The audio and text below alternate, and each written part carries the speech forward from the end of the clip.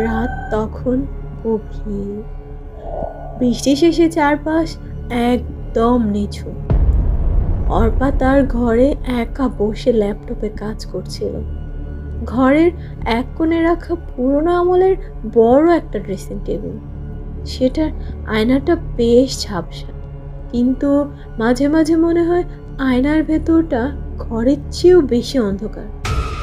হঠাৎ অর্পার মনে হলো ওর ঠিক ঘাড়ের উপর কেউ একজন ঠান্ডা নিঃশ্বাস ফেলল। অর্পা চমকে উঠে পিছনে তাকালো, কিন্তু কেউ নেই। সে ভাবলো জানালা দিয়ে বাতাস আসছে, কিন্তু জানালা তো বন্ধ। সে আবার কাজে মন দিল। কিছুক্ষণ পর অদ্ভুত একটা শব্দ হলো, যেন কেউ নখ দিয়ে দেয়ালে আঁচড় কাটছে। অর্পা এবার ভয়ে ড্রেসিং টেবিলের আয়নার দিকে তাকালো। আয়নার ভেতরে তার নিজের প্রতিছবিটা ঠিকই আছে, কিন্তু তার ঠিক পেছনে দাঁড়িয়ে থাকা ছায়াটা স্থির হয়ে দেখছে। ছায়াটার কোনো মুখ নেই, শুধু কুচকুচে কালো দীর্ঘ একটা অবয়ব। অর্পা ভয়ে শক্ত হয়ে গেল। সে ল্যাপটপ থেকে নজর না সরিয়ে ভাবলো এটা হয়তো চোখের ভুল।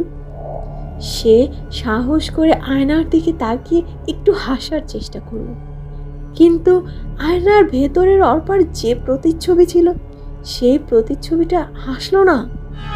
উল্টো প্রতিচ্ছবিটা ধীরে ধীরে তার মাথাটা 180 ডিগ্রি ঘুরিয়ে অর্পার দিকে তাকালো।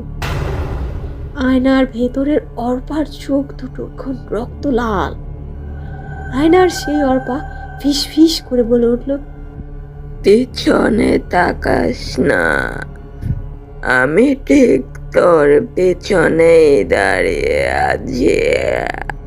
অর্পা চিৎকার দিতে চাইল, কিন্তু দেখলো তার নিজের ছায়াটা মেঝের উপর নেই। আয়নার সেই বিভৎস অর্পাটা এখন আয়নার কাচের ভেতর থেকে তার হাতটা বের করে আনছে। লম্বা লম্বা কালো নখগুলো অর্পার কাঁধের উপর এসে বসলো। অর্পা অনুভব করলো বড় শীতল এক স্পর্শ তার গলায় চেপে ধরছে। শেষবারের মতো সে আয়না দেখলো। আয়নার ভেতরটা ফাঁকা, কিন্তু তার নিজের ঘরের সিলিং থেকে ঝুলে আসে এক বিভৎস কুৎসিত নারী, যার সাদা চোখ দুটো ঠিক অর্পার চোখের দিকে স্থির হয়ে আছে। আপনার সাথে কি এরকম হয়েছে? কমেন্টে জানান। এরকম আরও হাড়হিম করা গল্প পেতে হলে আমার চ্যানেলটিকে অবশ্যই